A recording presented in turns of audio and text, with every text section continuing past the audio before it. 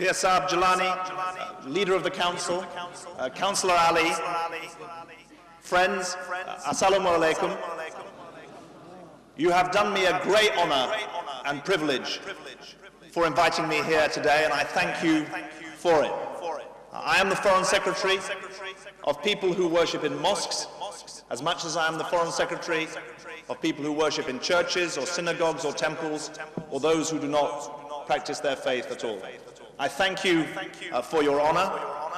It is a privilege to address any gathering to celebrate the birth of the Prophet, but a special privilege to address the largest gathering in Europe, and I congratulate you for the way you have organized this and the message that you have sent around Britain and around Europe for the community that exists here. I speak to you today in a spirit of deep respect for the Muslim faith, which inspires over 1 billion people around the world. I speak to you in a spirit of humility at the great challenges that we must address together. And I speak to you too in a spirit of gratitude for the contribution that the Muslim communities of Britain make to our country, from business to culture and now to politics, with the first Muslim sitting in the Labour cabinet, represented on councils as well as in Westminster. You are our colleagues and our friends in the great task of building this country's future. You are also 2 million Muslims across Britain through your enterprise, helping us build our economy, through your values, helping us teach the next generation, and through your internationalism represented on this platform today with scholars from Pakistan, with representatives of the Pakistani High Commission. With your international outlook, you are giving us links around the world. I have just come this afternoon from a meeting with the President of Pakistan, President Asif Zardari. He asked me, from the bottom of his heart, to convey his deepest greetings to you on this important occasion. Thank you very much.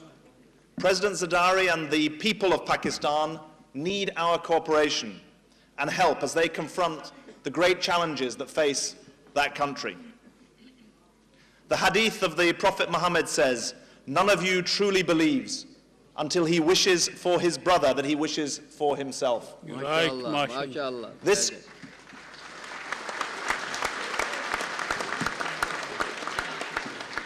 This golden rule, as you have heard from Pir Saab Jalani today, is shared by all the major religions, and it is the foundation for this government's work in development overseas.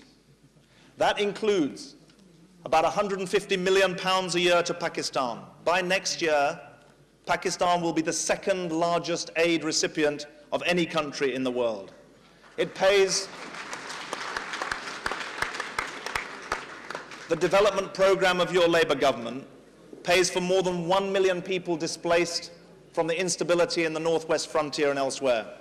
It pays for 6 million Pakistani children to go to school every year. It helps save the lives of 300,000 pregnant women in Pakistan with disease. Britain is a true friend of Pakistan and the Pakistani people, and under this government we will always remain so. Milad Un Nabi is an occasion for all of us, Muslims and non-Muslim, to reflect on the teaching of the Prophet. Subhanallah. He taught of the single moral universe that we all inhabit. He spoke of the humanity interlinked as different parts of the human body. He described the interconnectedness of life. He addressed to each of us the need for responsibility and respect towards all. Respect is what we offer today. Respect in the laws of our country that guarantee equal rights to those of all religions and those of all races.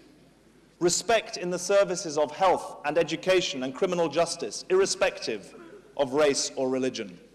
Respect for the different ways of life that make up the mosaic of modern Britain. And alongside respect, responsibility for each of us. Responsibility to work to strengthen understanding in our communities. responsibilities to contribute to our common life, and responsibility to work together to keep our country safe. That spirit, that credo, informs our international policy too. To affirm the rights of Palestinians to a state of their own based on 1967 borders, with Jerusalem as its capital, living alongside Israel. To affirm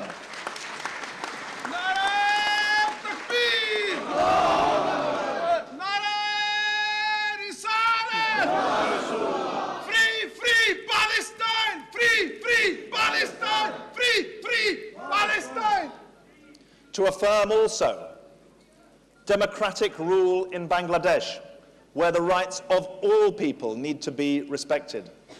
To affirm independence and security in Afghanistan, where the government and people need our support. And to affirm our shared responsibility to care for our planet and its people. These values stem from teachings that you worship. Friends, many things have been said about the Muslim faith. From the point of view of your Labour government, the Muslim faith is a faith of peace and coexistence between religions. It is a faith that we recognize as brothers and sisters of our own.